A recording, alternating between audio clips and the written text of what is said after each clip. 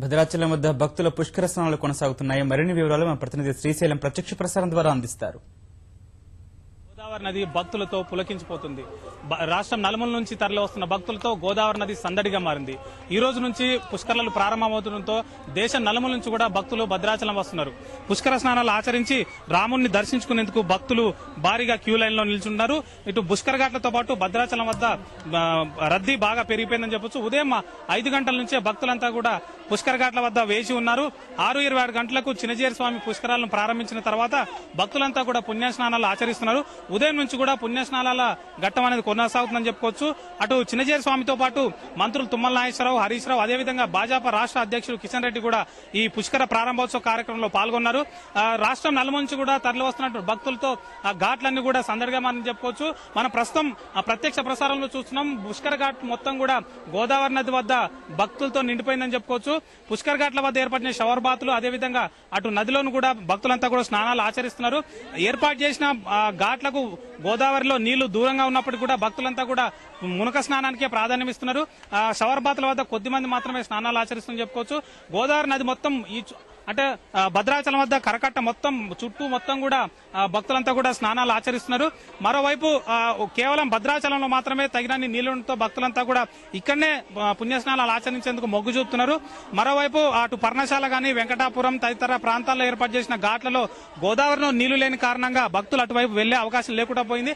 అయితే ఏర్పాటు చేసిన పుష్కర ఘాట్లు ఒక చోట ఉండగా వేరే చోట నీళ్లుండడంతో భక్తులంతా కూడా పుష్కర ఘాట్లు వదిలేసి వేరే ప్రాంతాల్లో స్నానాలు ఆచరించే పరిస్థితి నెలకొందని చెప్పుకోవచ్చు. మనం చూసినట్లయితే పర్ణశాల వద్ద పుష్కర్ ఘాట్ కు 5 అడుగుల కింద నీళ్లుండడంతో నీళ్లు స్నానం చేయలేని పరిస్థితి ఉంది. అదేవిధంగా వెంకటాపురం మండలంలో ఏర్పాటు చేసిన పుష్కర్ ఘాట్ అనేది వృధాగా మారిందని చెప్పుకోవచ్చు.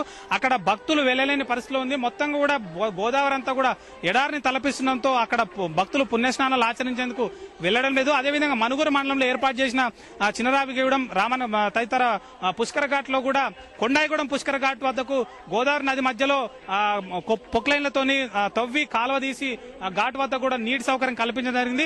అయితే చినరావిగూడెంలో ఘాటుకు దూరంగా నీళ్లతో అక్కడ భక్తులు అధికంగా వెళ్లే పరిస్థితి లేకుండా పోయింది.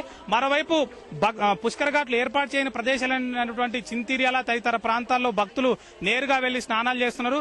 అయితే భద్రాచలంతో పాటు బుర్గంపాడు మండలం మోత వద్ద ఏర్పాటు చేసిన ఘాట్ వద్ద మాత్రమే అధికంగా నీళ్లతో 2 ప్రాంతాల్లో మాత్రమే భక్తులు స్నానాలు ఆచరిస్తున్నారు. మరోవైపు అసౌకర్యాలు అనేవి భక్తులను తీవ్రంగా వేధిస్తున్నాయి. భద్రాచలం వచ్చే భక్తులందరినీ కూడా షటిల్ బస్సుల్లో ఎప్పటికప్పుడు చేరవేస్తామని చెప్పినటువంటి ఆర్టీసీ అధికారులు చివరికి చేతులెత్తేయడంతో భక్తులకు ఇబ్బందులు తప్పడం లేదు. సారపాక వద్ద పార్కింగ్ ప్రదేశంలో ప్రైవేటు వాహనాలను కూడా నిలిపేసి అక్కడి నుంచే భద్రాచలం పట్టణానికి భక్తులను తరలిస్తామని కూడా ఆర్టీసీ అధికారులతో పాటు రెవెన్యూ, అదేవిధంగా జిల్లా మంత్రి కూడా చెప్పడం జరిగింది. కానీ ఈ రోజు పరిస్థితి పూర్తి భిన్నంగా మారిందని చెప్పుకోవచ్చు. సారపాక పార్కింగ్ ప్రదేశం నుంచి భద్రాచలం టౌన్ వరకు తరలిస్తున్నటువంటి బస్సుల సంఖ్య సరిపోకపోవడంతో నేరుగా భక్తులు పార్కింగ్ ప్రదేశం నుంచే నడిచి రావాల్సిన దుస్థితి నెలకొందని చెప్పుకోవచ్చు. దాంతోపాటు ఒకవేళ పట్టణంలోకి భద్రాచలం పట్టణంలోకి ప్రవేశించినప్పటికీ కూడా అక్కడి నుంచి పుష్కర్ ఘాట్ల వరకు దాదాపు కిలోమీటర్న్నర దూరం నడవాల్సి వస్తుంది.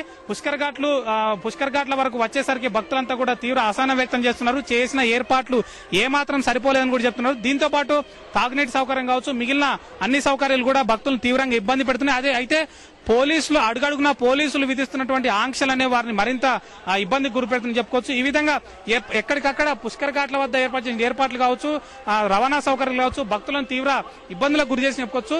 తొలి రోజే ఈ విధంగా ఉంటే రేపు పరిస్థితి ఎట్లా ఉంటుందనేది కూడా భక్తులు ఆందోళనకు గురవుతున్నారు. ఏదేమైనా ఇప్పటికైనా జిల్లా అధికారులతో పాటు జిల్లా మంత్రులు చర్యలు చేపట్టి సరైన ఏర్పాట్లు చేయాలని కోరుతున్నారు. ఇక్కడికి వచ్చి మంత్రి తుమ్మల నాగేశ్వరరావు ఇక్కడికి వచ్చినప్పుడు భక్తులు కూడా ఆయన విజ్ఞప్తి చేయడం జరిగింది. పుష్కర ఘాట్ల వరకు కూడా వివిధ వాహనాలను ఏర్పాటు చేసి తమను తరలించే ఏర్పాట్లు చేయాలని కూడా చెప్పారు.